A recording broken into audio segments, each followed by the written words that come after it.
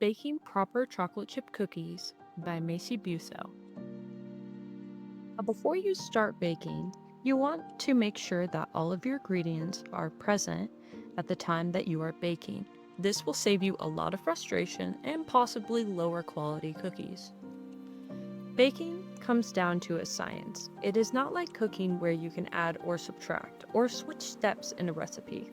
Baking requires that all steps are followed in their respective order and that you are adding the correct amount of each ingredient. Please do your best to follow the recipe completely. Making substitutions for ingredients will yield different results. For example, using a different type of flour or substituting eggs for mashed banana. Be aware when choosing to substitute the ingredients and understand it may affect the cooking time and overall structure of the cookie. There are 8 ingredients that you will need to making these chocolate chip cookies. You will need a half cup of white granulated sugar, 1 cup of light brown sugar packed, 3/4 cup of butter or 1.5 sticks salted, 2 large eggs, 1 tablespoon of vanilla extract, 1 teaspoon of baking soda, 2 cups of flour, and 2 cups of chocolate chips. Tools that you will need to bake these cookies is a functioning oven that can heat to 375 degrees, 1 large bowl for making the dough, a hand mixer or stand mixer if possible. Hand whisking works too, it just takes longer. Measuring cups, preferably I like to use just a half cup and then a teaspoon and a tablespoon for minimal cleanup. A spatula for folding in the chocolate chips. You will need a baking sheet to place the dough on, the more the merrier, of course. And parchment paper is optional, but if not, ungreased is fine. It just helps with the cleaning up process. Now, the first step to making these cookies is preheating and making the actual base of the dough. So you want to preheat your oven to 375 degrees, and then you want to cream together the half cup of granulated sugar, the cup of brown sugar packed, and the 1.5 sticks of butter. You want to make sure that this is fully combined in a creamy-like paste. This will better help solidify the structure of the dough and the chemical combinations between the fat in the butter and the carbohydrates within the sugar. Step 2 involves finishing the wet ingredients. So you want to add and mix in completely the 2 eggs and the tablespoon of vanilla extract. Once again, fully combine this until you get a batter-like paste or batter-like substance.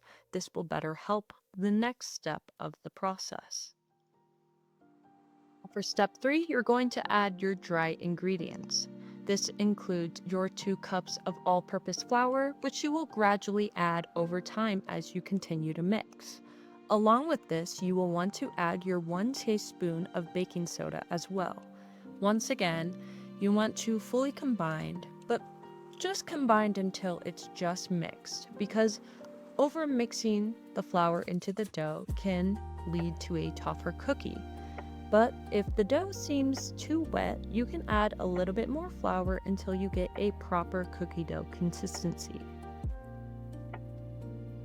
Now, step 4 is the easiest step out of all the steps in making these cookies, and it involves the chocolate chips.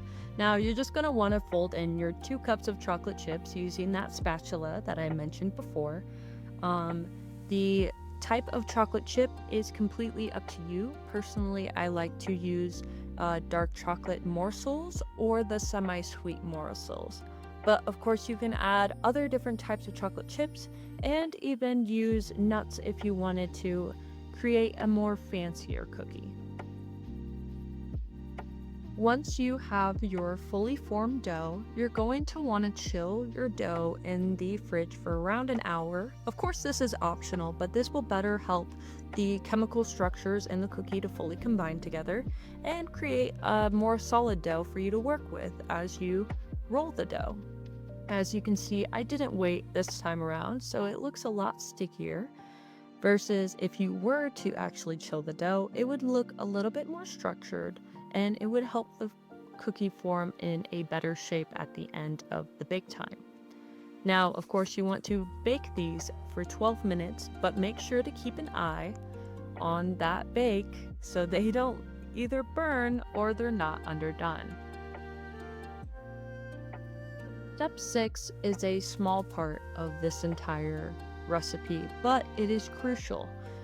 After taking the cookies out of the oven, make sure to let them cool for around 5 to 10 minutes before enjoying. This better helps the structure and the shape of the cookie, and it doesn't immediately fall apart in your hand when you go to grab one. I know they're delicious, but you can just wait an extra 5-10 minutes. I swear, it's okay. Now, the total time breakdown for this cookie making can be broken into 4 different categories.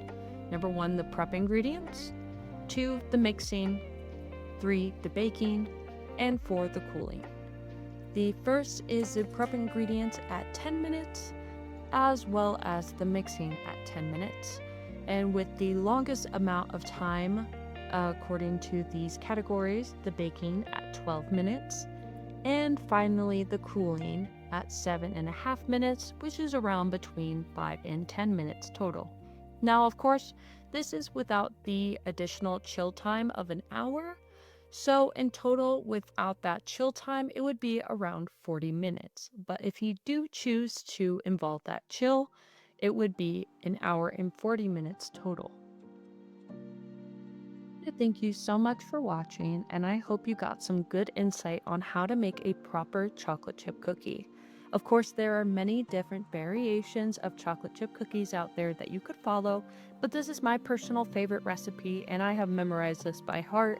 It is simple, easy, and delicious every time. So, I hope you feel inspired, and I hope you feel informed, and you go out there and make some dang good chocolate chip cookies.